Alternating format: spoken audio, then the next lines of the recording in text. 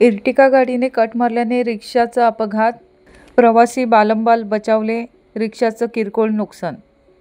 दापोली ते बुरुंडी मार्गावर दिनांक 16 नोव्हेंबरच्या सकाळी रिक्षा व चारचाकी वाहनामध्ये किरकोळ अपघात झाल्याची नोंद दापोली पोलीस ठाण्यात करण्यात आलेली आहे।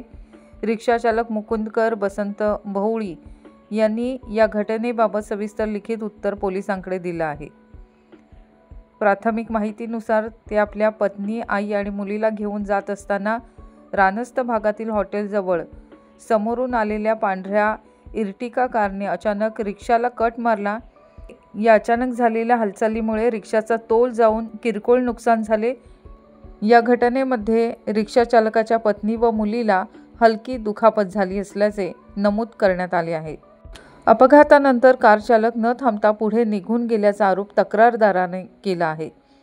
या प्रकरणात चालकाने पोलिसांकडे दिलेल्या उत्तरात समोरील वाहन चालकाच्या चुकीमुळे घटना घडल्याचे म्हटले आहे। दापोली पोलिसांनी सविस्तर उत्तराची नोंद करून पुढील तपास सुरू केला आहे। दरम्यान अधिकृत पंचनामा सोमवारी होणार आहे।